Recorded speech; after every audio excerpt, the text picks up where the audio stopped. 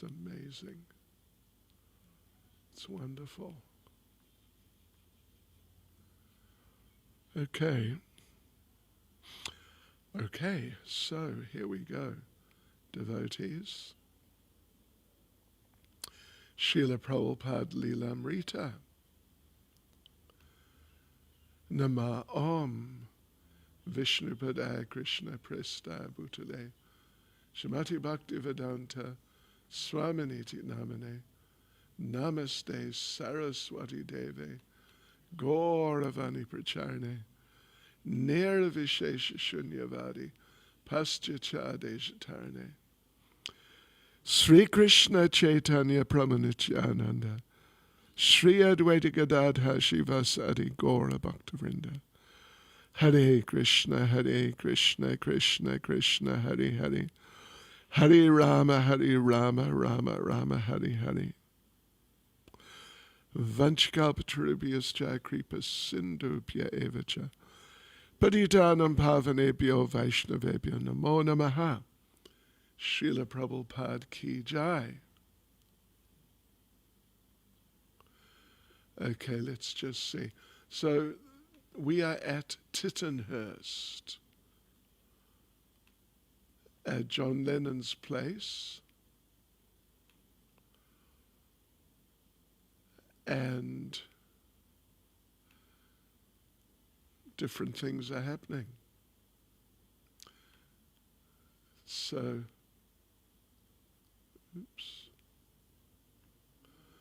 let us catch up with Srila Prabhupada.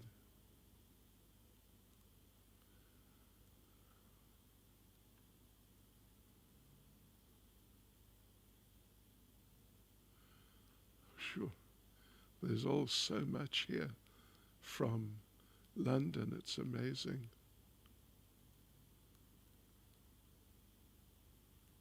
Okay, here we are. Dawn arrived and time for Prabhupada's morning walk. The cold September night shrouded the morning in heavy fog. Some of the low-lying grounds were waterlogged this time of year, and even in the higher plots, the long grass would remain wet until mid-morning. This climate, Prabhupada admitted, is not at all suitable for me. But having heard of the beauty of the grounds, he insisted on taking his usual morning walk. Tittenhurst dated back to the 1770s, when the estate had been renowned for its many varieties of trees and shrubs, one of the most unusual collections in England.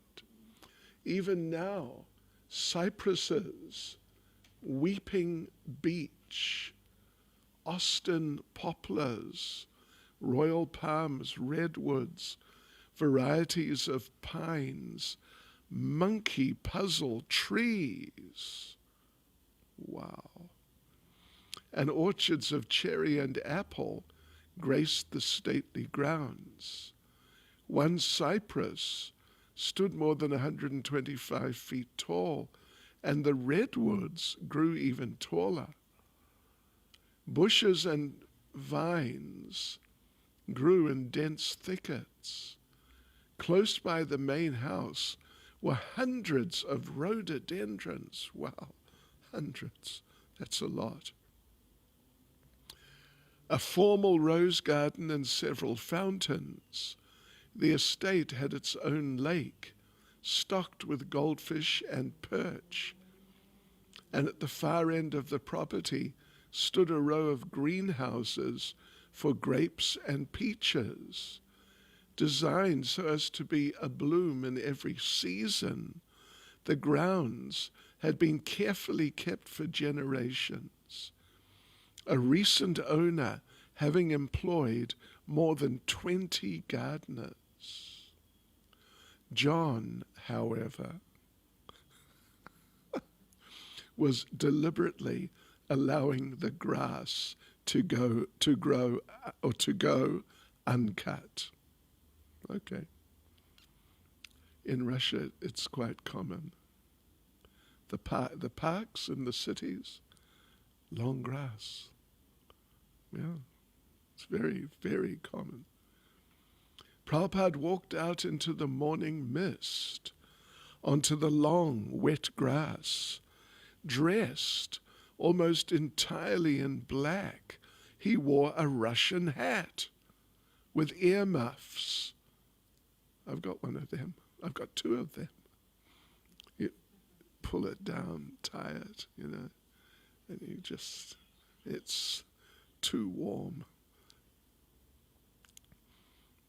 Right. Earmuffs and black rubber Wellington boots. A black full-length overcoat given him by the devotees in Germany covered his robes and sweater, leaving only glimpses of saffron cloth.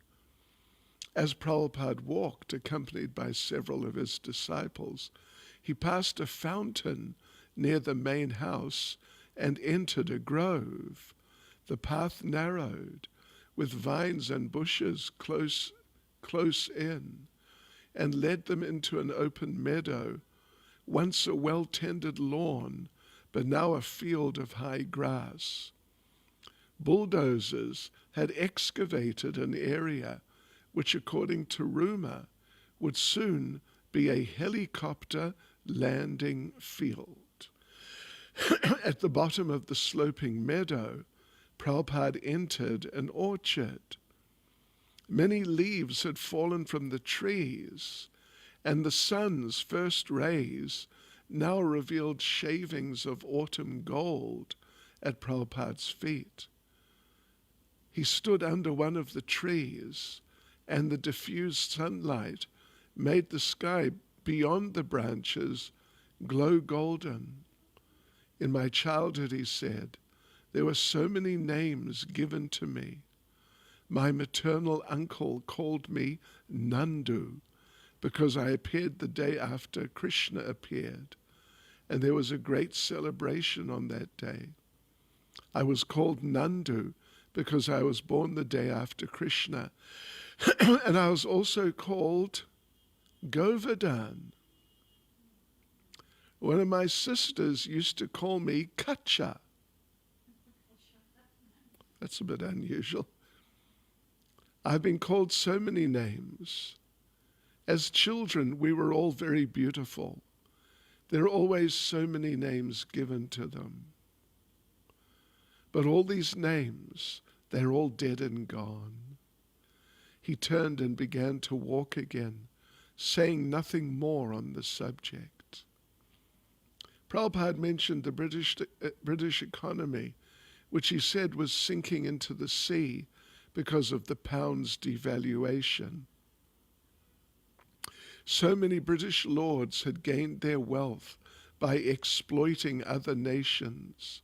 Now, having exhausted their good karma, they were suffering the results of their sins. They were too poor to maintain their great estates.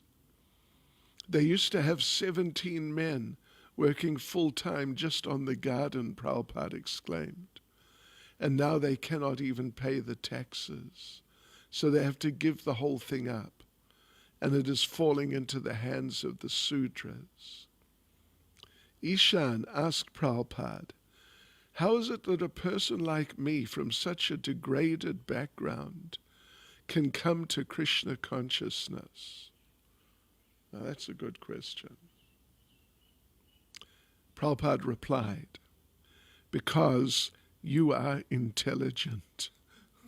I tell you something, I was not intelligent. I don't understand, Ishan said. Because you're intelligent, Prabhupada repeated.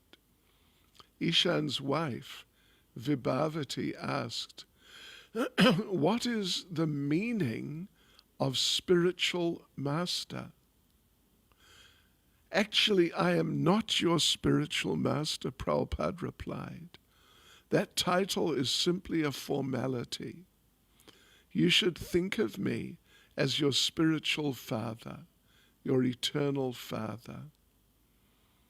As they walked past a tractor, Kulashekar remarked, "The tractor is a very wonderful invention, isn't it?"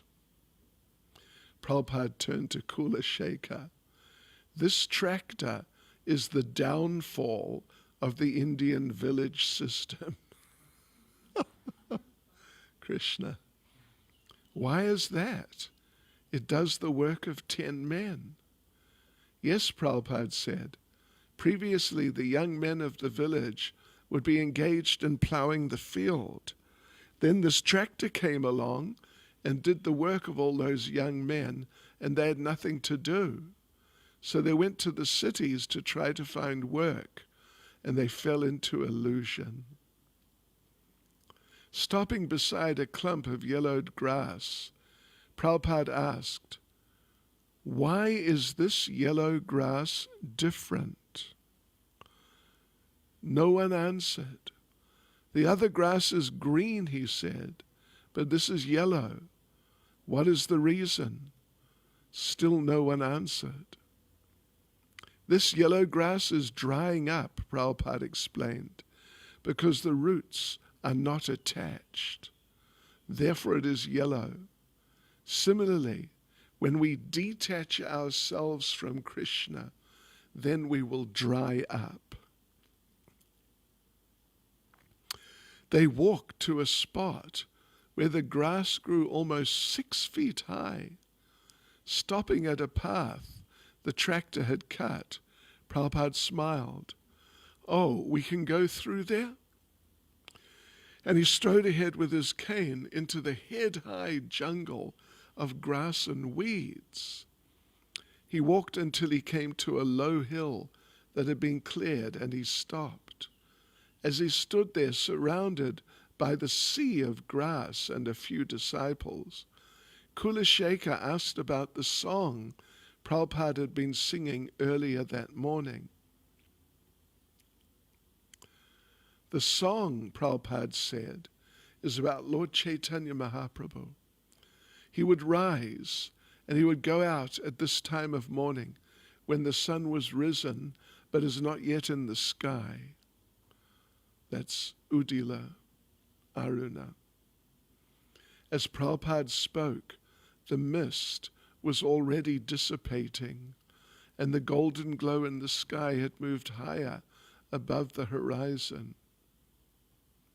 Prabhupada raised his hands and swayed from side to side. In this way, he said, Caitanya Mahaprabhu would dance in the morning.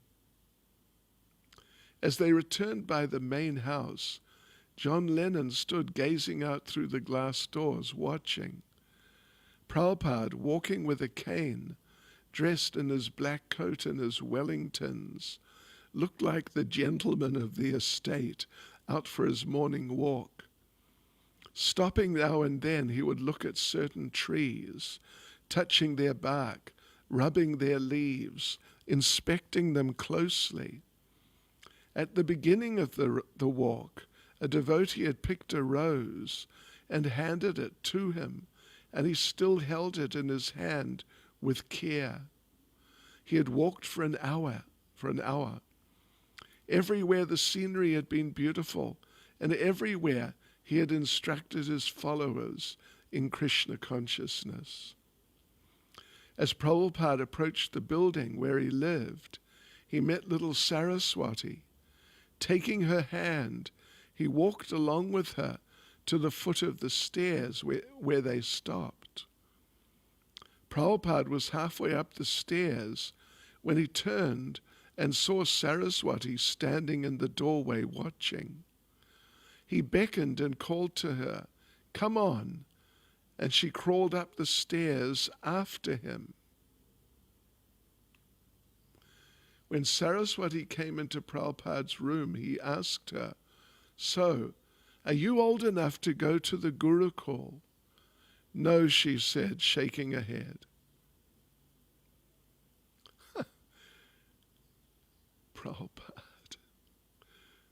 Prabhupada said, "Come here. I'm going to put a stamp on your forehead, and then we're going to put you in a red mailbox and send you to Gurukul. Saraswati began to cry. Malati, Malati, I don't want to go, and ran and hid behind her mother. Come on, Saraswati, Prabhupada coaxed. Come sit on my lap and I'll give you some prasadam.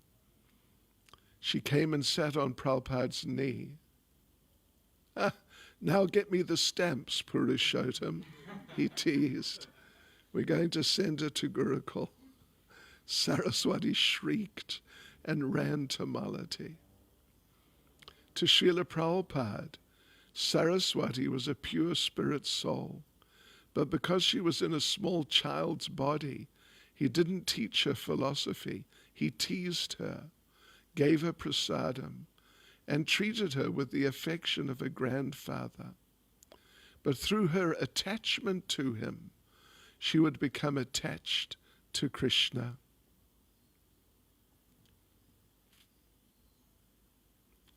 After breakfast, when the sun had warmed the air, Prabhupada opened his windows, sat down at his harmonium, and sang bhajans. As he sang with closed eyes, his head shaking, he played the harmonium, and Yamuna sat at the bottom of the stairs, crying tears of appreciation. Prabhupada had been singing for a while when he stopped and called for Yamuna. Do you enjoy my kirtan? He asked. Yes, she nodded, very much. The prayers of Narottam Das Thakur, he said. This sound is above the material platform. It is directly from the spiritual platform. And there is no need of understanding the language. It is just like a thunderburst. Everyone can hear the sound of thunder. There's no misunderstanding. Similarly, these songs are above the material platform, and they crack like thunder within your heart. Why don't you come here every day during my chanting? That would be wonderful, she said. Yes, said Prabhupada. From now on, we will record. And every morning after that, Prabhupada sang, and Purushottam and Yamuna would come to his room and record. What is your favorite bhajan? Yamuna asked. What's yours? Prabhupada returned. Lord Chaitanya's Shikshastaka prayers. My favorite, said Prabhupada, is Hari Hari Vipale. He recited the gist of the prayer in English. Maybe we'll sing it next time, whenever that is. Whenever that is. We've got that. Such a nice song, amazing song. So he recited the gist of the prayer in English. O Lord Hari, I've spent my life uselessly. Although I've taken this rare human birth, I have not worshipped Radha and Krishna, so I've knowingly drunk poison. He said, there's so much depth of meaning in Narottam Das Thakur's prayers. Purushottam, once Prabhupada was sitting alone in his room. I walked by and I heard him singing a prayer I'd never heard before, and I went in. Of course, everyone knows he sings. He can sing very beautifully, very greatly inspired, but I'd never heard him sing as beautifully as he did that one time. I'd heard him sing many, many times in many temples, but I'd never heard him sing as beautifully as this. I felt very honored to hear it, very privileged. It was beautiful. When he was done, he just got up and said, let's go now. Prabhupada also chanted one chapter of Bhagavad Gita daily for 18 days. Anywhere Bhagavad Gita is chanted, he said, that place becomes a tirtha, a holy place. Purushottam reported to the devotees in the United States these activities of Srila Prabhupada. Quote, he is singing prayers a lot, and much of it is being recorded. I must admit that the tapes of songs and prayers he is making now are the best ones I've ever heard. Wait until you hear them when we get back. As the Bhagavatam says, drink deep this nectar, O man of piety, and you shall be taken from this mortal frame.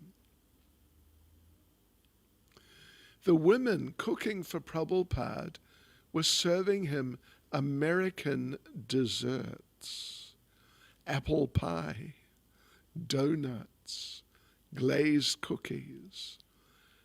Prabhupada would smile, but he would only nibble at his dessert. One afternoon he said, these sweets are very nice, but no one has made me sandesh. None of the devotees knew how to make Bengali sweets.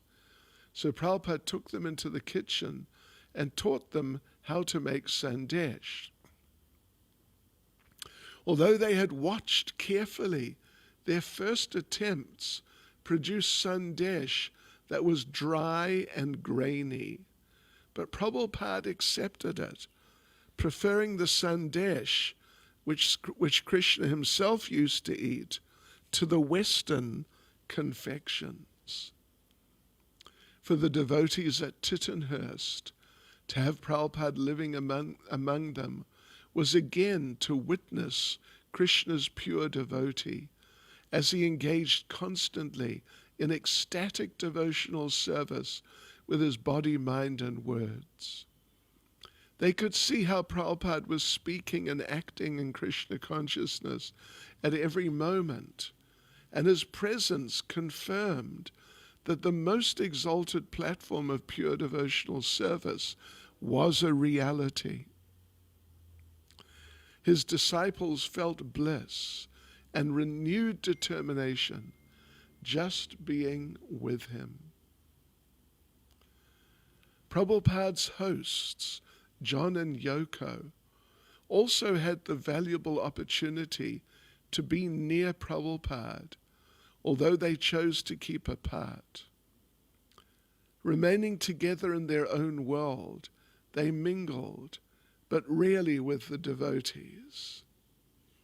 Prabhupada's men continued to work under John's managers, and John was content to let the Swami and his entourage stay. When the gardener asked John how to treat the devotees, he said, let them please themselves. On hearing of certain activities in the main house, Prabhupada commented about, fasten your seatbelts, fasten them. What now? Where are we? Yes. On hearing of certain activities in the main house, Prabhupada commented about the bad influence women sometimes have on men. But he kept out of John and Yoko's affairs. He had his own affairs in Krishna consciousness. Because John Lennon, it was denied by some people, but the general understanding amongst many people who knew them very well was that she really polluted him badly. Oh, yeah. She turned him into a drug addict. And, oh, yeah. She became really envious of Prabhupada. Having been whisked from the airport to Tittenhurst, Prabhupada had seen little of London, and one day he asked Shamsundar to take him on a tour of the city. Prabhupada had grown up in British Calcutta, hearing London praised as the seat of Britain's world empire. So when he saw how small many of London's historic landmarks were, he was particularly surprised. Actually, even when he saw Buckingham, oh, okay, he's going to say it, right? At Buckingham Palace, he remarked, "We have many houses in Calcutta bigger than this." I mean, Buckingham Palace is pretty big, actually. But some of the palaces, I don't know if you've seen some of the palaces in India, my Lord. The palace, yeah, in Udaipur, pretty big. Okay, the Thames, celebrated in the writings of British authors he'd studied in college, was a disappointment also. It's a canal, he said. It's only a canal. In my mind, I thought it was bigger than the Ganges. Krishna. But the most interesting sight was the building at 7 Berry Place. City officials had recently granted the devotees permission to occupy the temple. That part of the battle was won. Hari Bol. Now Shamsundar and his few helpers had to finish the remodeling. On seeing the temple's location near the British Museum and Madame Tussauds Wax Museum, Srila Prabhupada became even more anxious that Shamsundar fix an opening date as soon as possible. In September, Srila Prabhupada wrote to Satsvarup about his stay at Tittenhurst Park. He said, "Here there's a nice big hall, exactly suitable for a temple. I've begun to give lectures here on specific days, but there are no outsiders coming." Prabhupada wanted to preach to the outsiders, and if they wouldn't come to him, he would go to them. His first outside meeting, arranged by the devotees, was at Camden Town Hall, in the heart of London. Not exactly, but anyway, yeah. And was well attended both by Britishers and by Indians. After Prabhupada's brief lecture, only about 15 minutes, a lively question and answer session began. Woman, would you say Krishna is God or Krishna is love? Prabhupada, without love, how can Krishna be God? Woman, I asked you. Yes, that is the real process. Krishna means all attractive.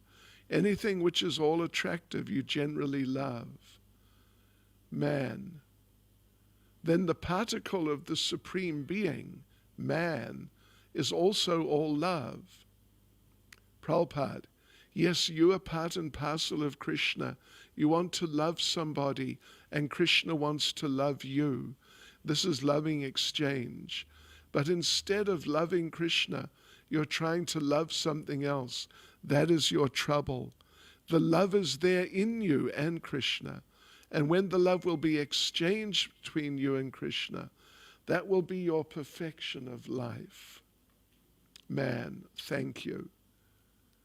Indian woman, would it matter if I worshipped any other? Would it matter whether I worship Krishna or Shiva or Christ or Buddha? Would it matter? Prabhupada, if you worship Shiva, you'll get Shiva.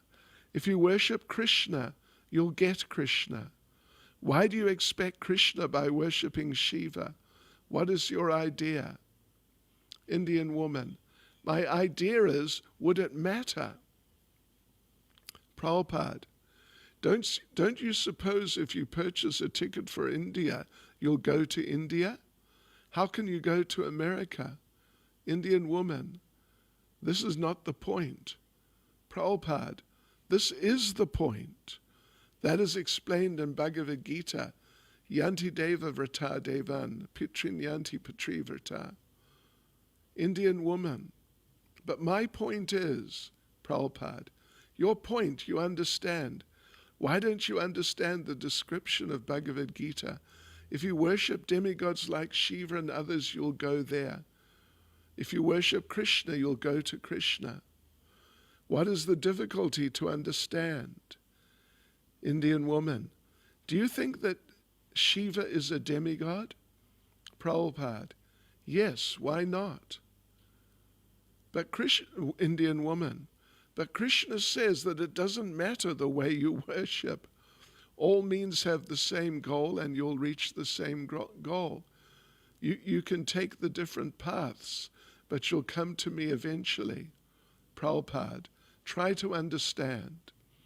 Suppose you have to go to the 42nd floor of a building and you're going up one after another. So the goal is the 42nd story. But you cannot claim that after a few steps I've come to the goal, the 42nd story. The path is one, that's all right. But you have to reach the ultimate goal. You do not know what is the ultimate goal. You simply say all paths reach to this goal, but you do not know what is the ultimate goal. Oh my gosh. Listen to this.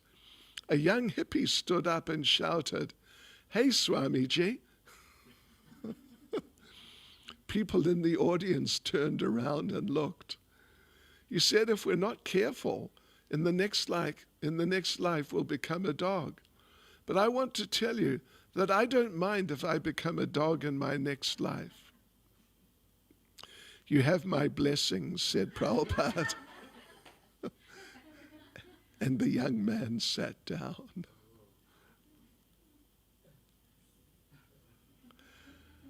Hare Krishna.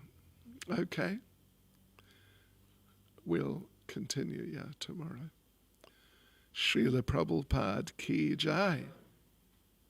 Or any comment or question or anything? Oh, yes. Well, just one moment, please. Because the world wants to hear what you're going to say. Hundreds, thousands of people out there. Hare Krishna Maharaj. I once heard someone say that Prabhupada predicted John Lennon's death, a violent death. Is that true, or any information on that? I have not heard that. But John Lennon, just like we are reading about Daksha in the Bhagavatam in the mornings, and I think we all know that Daksha was offensive to Lord Shiva, who's great devotee. So John Lennon became offensive to Prabhupada. Yeah. And I'm not aware of Prabhupada saying anything, but of course there are many things that Prabhupada said which I'm not aware of. But that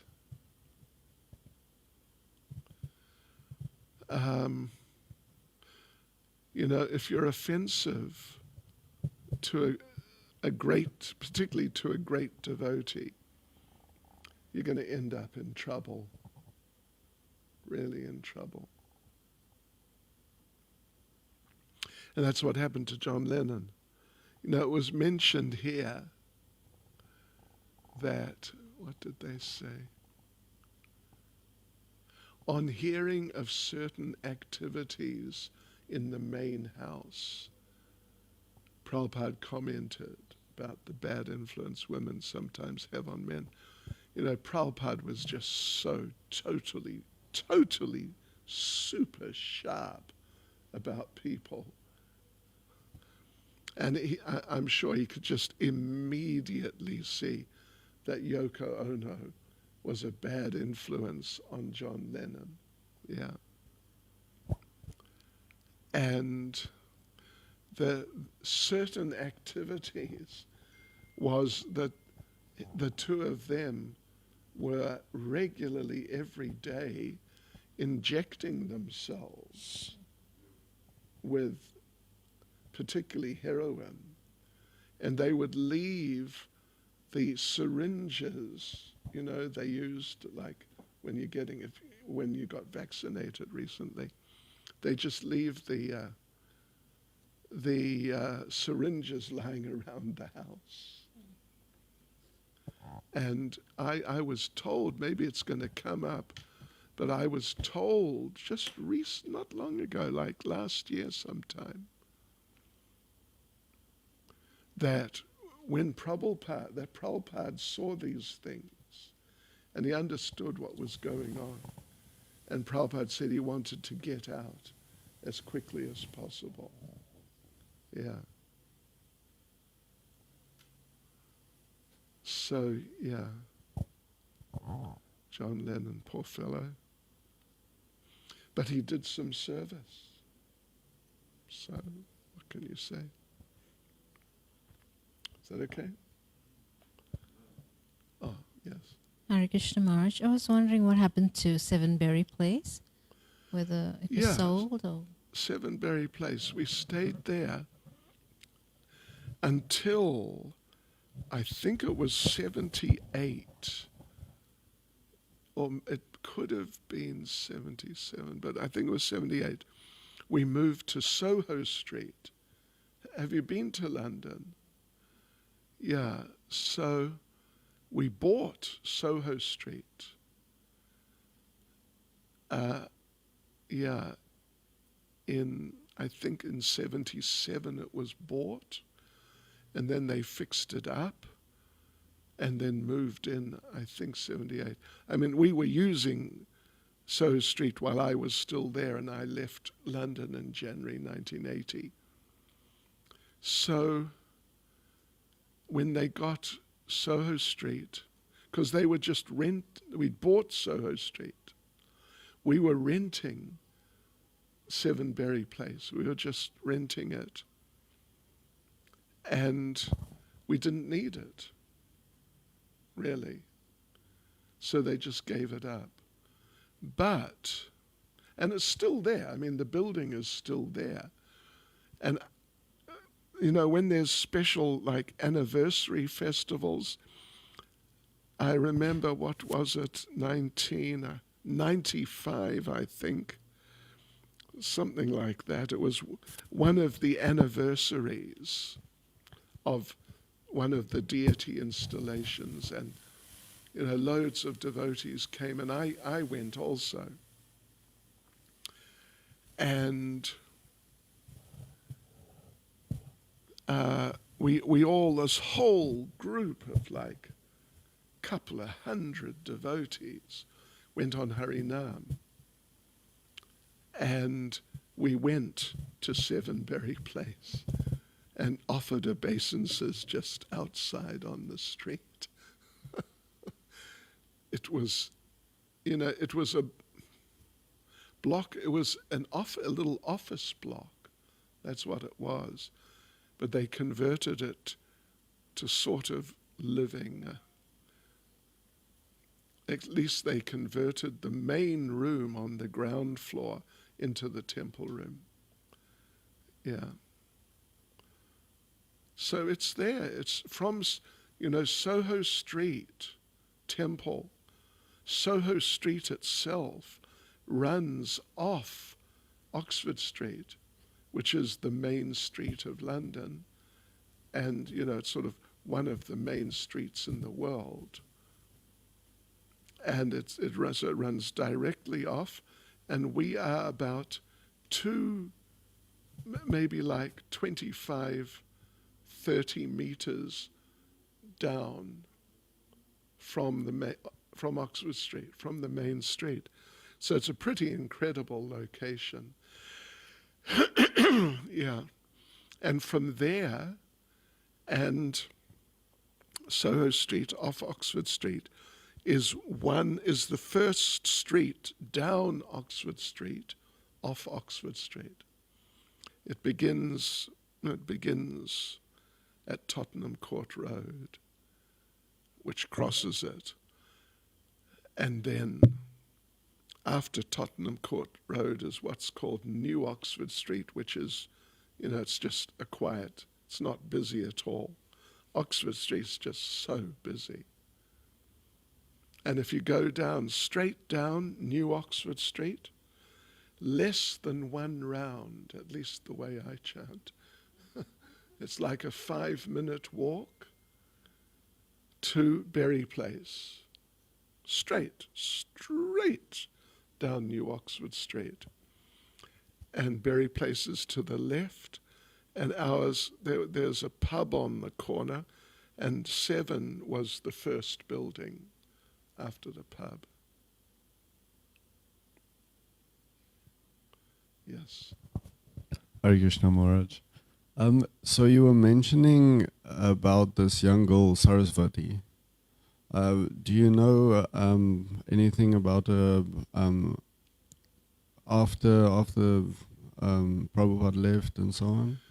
Well, there was an interview of her.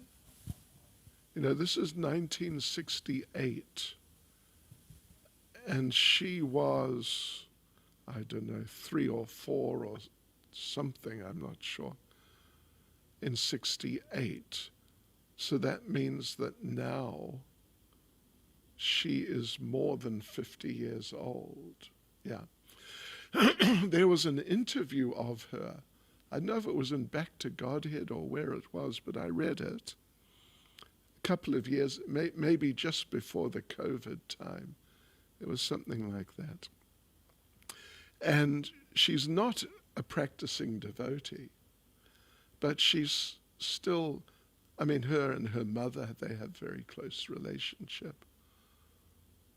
And she's sort of a friend of Krishna, that sort of person. Yeah. Hare Krishna. Srila Prabhupada ki jai.